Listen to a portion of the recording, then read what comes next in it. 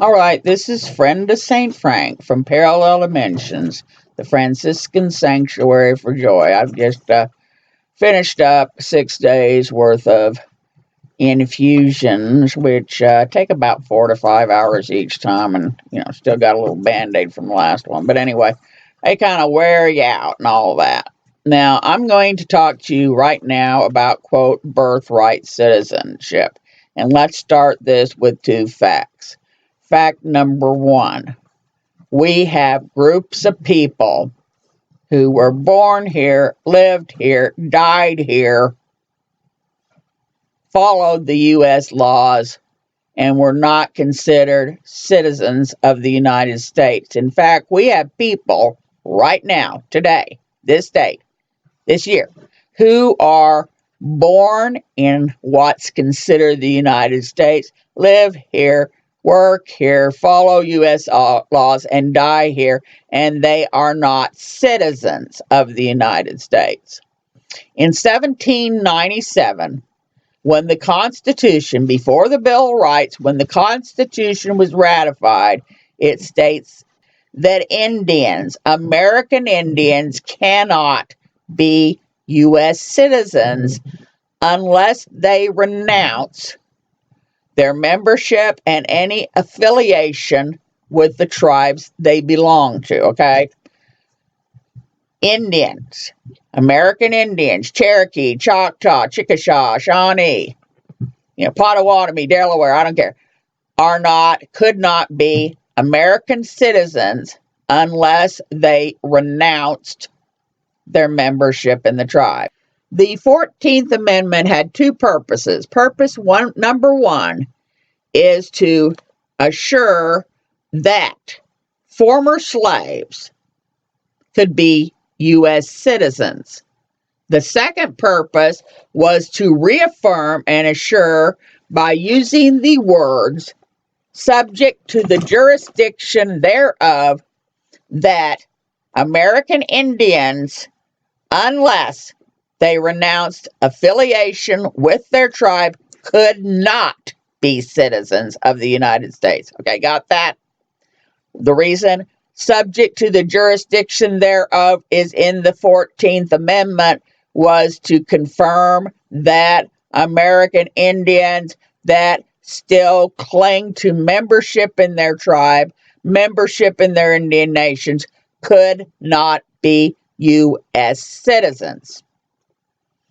Now, that changed in 1924 with the passage of the Indian Citizenship Act.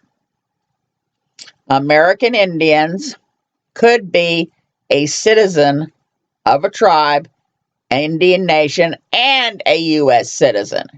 Before that, Indians, even though they were born here, even though they lived here, even though they died here, and even though they followed all the U.S. laws, could not be a U.S. citizen if they did not renounce membership in their tribe, okay? That's what it means when it says the words subject to the jurisdiction thereof.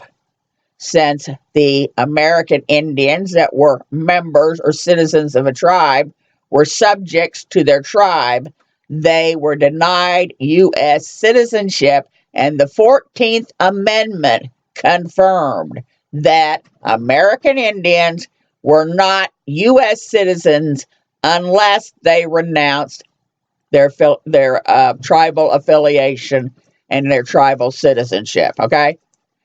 1924 is when finally American Indians could be citizens of their tribe and citizens of the U.S. End of story. And by the way, even then, it was difficult for American Indians, Cherokees, Choctaws, whatever, to vote because one of the requirements in order to vote was you also had to be a citizen of the state in which you resided, and a lot of the states, even though they were now citizens of the United States, even when they were members of a tribe, did not allow them to be citizens of that state.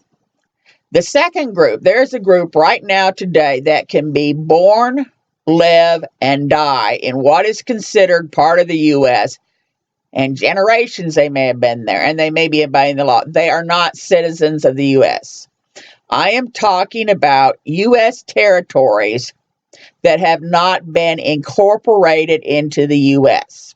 If you live in a U.S. territory and your territory you live in, they're still fighting this now, is not incorporated as part of the U.S. It doesn't matter if you're born there, lived there, died there, and it's considered a U.S. territory. If it's not incorporated, then you are not subject to the jurisdiction thereof. You are in an unincorporated U.S. territory. Therefore, you are not subject to the jurisdiction of the United States. Got it? They're not citizens. They're still fighting that. They still can't vote. They're not U.S. citizens. They're Americans, but they're not U.S. citizens. Now, if you're going to tell me that people come over here who are not citizens of the U.S.